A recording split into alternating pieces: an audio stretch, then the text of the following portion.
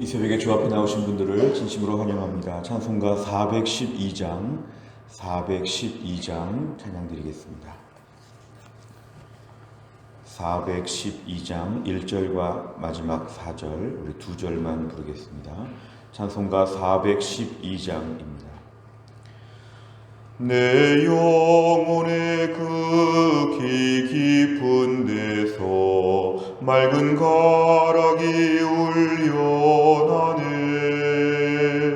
하늘 곡조가 언제나 흘러나와 내 영혼을 고이 싸네.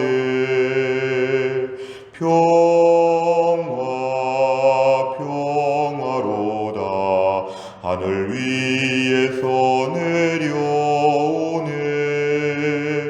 그 사랑의 물결이 영원토록 내 영혼을 덮으소서. 이 땅 위에 험한 길 가는 동안 참된 평화가 어디 있나. 우리 모두 다 예수를 친구 삼아 참 평화를 누리겠네.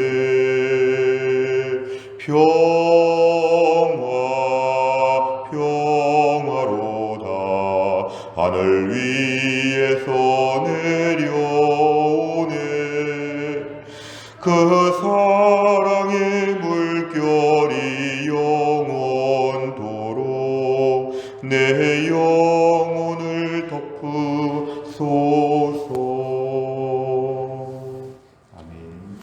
하나님 말씀은 사도행전 19장 23절부터 31절까지입니다.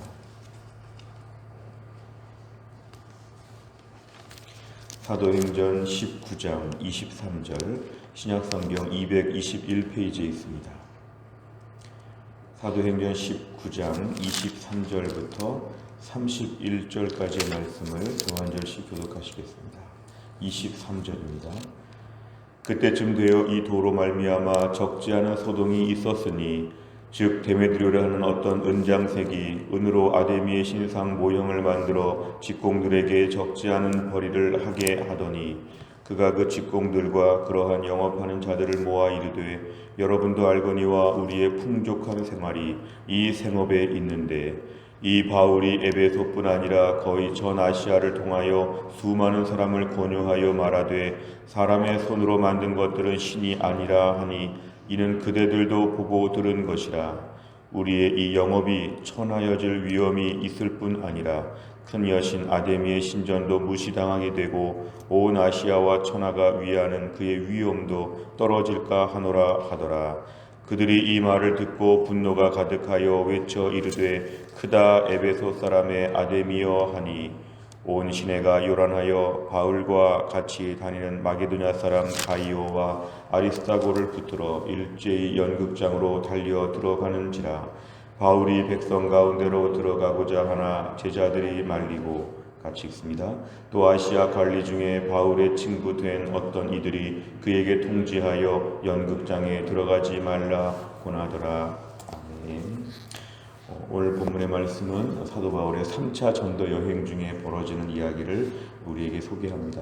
사도 바울의 3차 전도 여행은 특별히 에베소 지역에서 2년 동안 장기적으로 머물러 있는 좀 특별한 그런 사역이었습니다. 에베소 지역에서 지난 2년 동안 복음을 전하게 되었을 때 사실은 그 에베소 지역에 놀라운 일들이 벌어지게 되었습니다.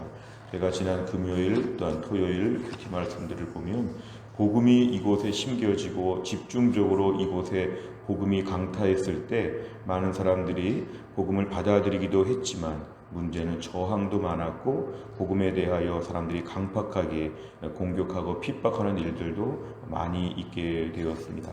이제 오늘의 말씀을 보면 그때쯤 되어 이제 2년 정도의 시간들이 다 흘러가게 되었을 때 이 도로 말미암아 복음으로 말미암아 이렇게 얘기합니다. 복음을 지금 도로 이렇게 해석했는데 결국 이 복음으로 말미암아 에베소 지역에는 적지 않은 소동이 벌어지게 되었다는 것입니다. 24절 보니까 데메드리오라고 하는 사람 이름이 등장합니다. 어떤 은장색, 이 사람은 은쇠공업자로서 뭔가 이렇게 은으로 형상 조각들을 만드는데, 특별히 이 사람은 그 자기의 재능을 가지고 우상, 아데미의 신상 모형을 만들었다 그랬습니다. 우리가 오늘날 관광지에 가보면 어떤 많은 조그만 이렇게 미니어처 같이 조그맣게 뭘 만들어서 이제 판매하는 것처럼, 그런 걸 만들 때 이 아데미라고 하는 우상을 섬기는 사람들은 그것을 구입하죠.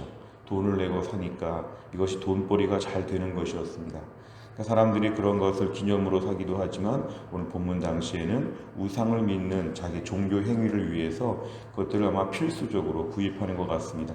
그러면서 많은 직공들을 거느리고 있다는 것은 하나의 기업체 사장님 같은 그런 사람이었습니다. 그가 지금 바울로 말미암아 이 지역에 이제 사람들이 이 아데미 신상을 떠나서 하나님께 돌아오니까 아데미 신상 모형을 파는 일에 막대한 지장을 받게 되었습니다. 그래서 오늘 25절에 보니까 자기 회사 직원들을 모아놓고 얘기하는 것인데요. 우리가 그동안에 풍족한 생활을 했다.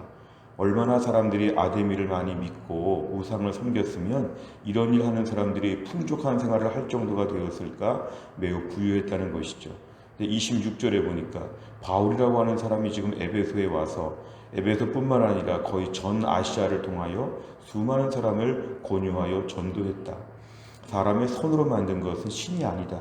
즉 우리가 그동안에 우상 같은 것들을, 조그만 것들을 만들었는데 이것들을 다 무시하고 무의미하게 만들었다.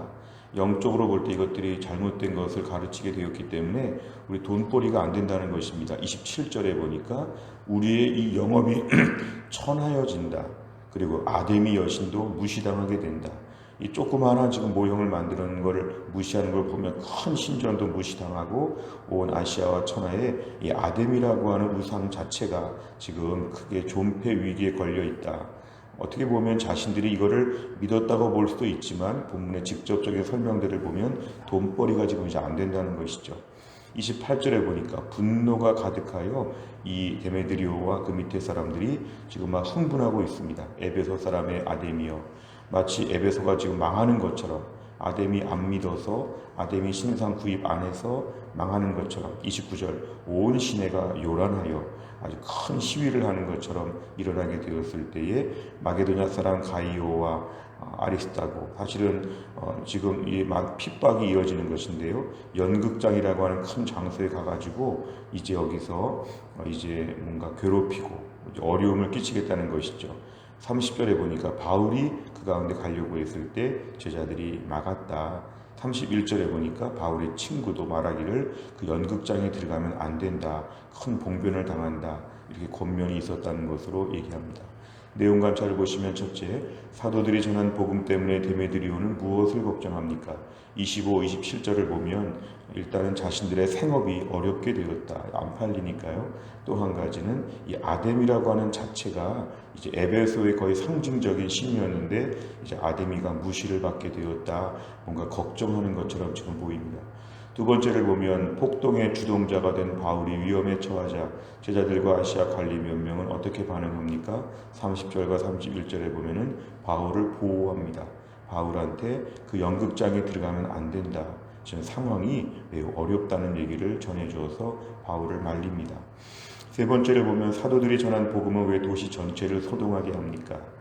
요한복음 14장 6절이 참고구절로 나와 있는데요. 예수님께서 길이요 진리요 생명이고 예수님을 통해서만이 하나님께 갈 수 있다고 하는 이 말씀입니다. 우리 3번 문제를 풀면서 이 복음이라고 하는 것이 우리에게 참된 생명을 주고 구원의 길을 주는데 매우 기쁜 소식이고 매우 즐거운 일인데 여기에 영적 저항력이 굉장히 많다는 것입니다.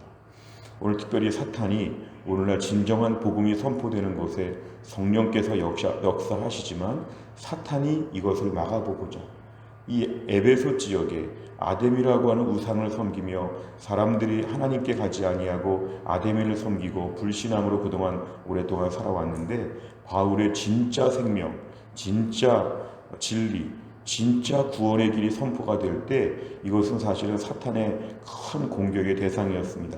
복음 전하지 말라는 것이죠. 그래서 오늘 본문에 큰 소동을 일으켰다는 것은 항상 복음이 전파되는 곳에 성령께서 역사하시지만 사탄의 저항감, 마치 무슨 전통 문화를 없애는 것처럼, 마치 잘못된 이방의 외국 사상을 받아들이는 것처럼 이래저래 이유로 말미암아 거부감이 있다는 것이죠. 우리가 오늘날도 복음도 마찬가지입니다. 진정한 복음이 선포될 때에 복음으로 말미암은 큰 기쁨과 즐거움이 있죠. 어제 세례받은 자매가 예수 믿고 얼마나 즐거워하는지 좋아하는지, 이런 좋은 역사가 있지만 항상 염두에 둘 것은 사탄의 저항이 만만치 않다는 것입니다. 우리로 하여금 믿음 생활하지 못하게, 특별히 믿음 생활 하지도 못하게 할 뿐만 아니라 일단 믿음 생활을 하면 열심히 하지 못하게, 제대로 하나님 섬기지 못하게끔 하는 이런 많은 시련들이 있죠. 오늘 에베소 지역이 2년 동안의 사역이 마쳐졌으면 에베소 지역이 복음으로 크게 기뻐하고 도시 자체가 달라지고 좋은 얘기가 나와야 되는데, 2년 동안의 사역이 끝나고 나서 에베소가 큰 소동을 일으켰다는 것은 복음의 역사는 항상 두 가지가 같이 있다. 무엇보다 이 복음에 대한 저항, 사탄의 역사 앞에서 우리가 담대해야 한다는 것입니다. 아니 2년 동안 사도 바울이 복음을 전했는데 결론이 큰 소동이 벌어졌다. 이거 뭔가 문제 있는 게 아닙니까? 복음에 항상 이러한 저항감이 있다는 것입니다. 이런 것에도 불구하고 담대하게 믿고 담대하게 전하는 것이 사역자에게 매우 중요한 자세입니다.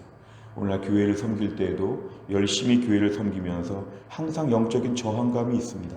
오늘 사탄이 역사하여서 복음을 전하지 못하도록, 신앙생활 열심히 하지 못하도록, 코로나 때에 적당히 예수 믿도록 자꾸 우리를 끌어내리죠.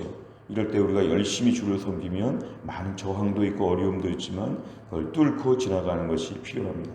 복음이 전파된 지역에 소동이 벌어진다? 이상한 일이 아니라 우리가 감수하고 감당해야 되는 일이라는 것입니다. 그래서 우리가 이럴 때 보면 우리가 복음 앞에 더 담대해지는 게 필요합니다. 예수 믿는 사람들이 튼튼해져야 되는 이유는 뭐냐면 복음 앞에 담대해져야 됩니다. 이런 소동 앞에 놀라지 아니하고 복음의 역사는 성령도 역사하지만 사탄도 방해하는구나, 원래 그렇구나, 담대함이 우리에게 필요합니다. 진짜 생명이 선포되는 곳에는 가짜 생명이 난리를 피운다고 하는 것이죠. 네 번째를 보면 위험한 상황에 처한 바울을 돕는 제자들과 관리들의 모습을 보며 무엇을 느낍니까? 이 복음이 전파되는 곳에 반드시 소동이 있고 위험한 일이 벌어졌을 때, 오늘 바울은 어려움을 겪었지만 또 제자들이 옆에서 도와주는 걸 볼 때 오늘 본문은 약간 영적 전우회 같은 것을 느낄 수가 있습니다. 오늘 우리가 신앙생활을 하면서 이러한 복음의 거부, 이러한 복음에 대한 반대, 이런 어려움들을 겪어본 적이 있는가? 그리고 주변에 이러한 어려움을 겪는 사람들을 도와본 적이 있는가? 우리를 좀 돌아보는 문제입니다. 어려움이 처할 때마다 예수 잘못 믿어서 어려운가? 이건 사탄의 우리를 교묘하게 건드리는 것이죠. 잘 믿을수록 어려움이 많다. 그리고 주변에 내 주변 사람들 예수 잘 믿으려고 애쓰다가 어려움 겪는 분들이 있을 때 위로해 줘야 됩니다. 신앙생활 이렇게 어려운데 동지죠. 전쟁터에서 막 빗발치듯 총알이 날아가는데 옆에 내 전우를 챙기는 것처럼 우리 주변에 다락방 순원들을 비롯해서 순장님들 또 서로 계속 돌아봐야 하죠. 어려움 가운데 믿음 생활 잘하려고 할 때 참 힘든 일이 많으시군요. 제가 도와드리겠습니다.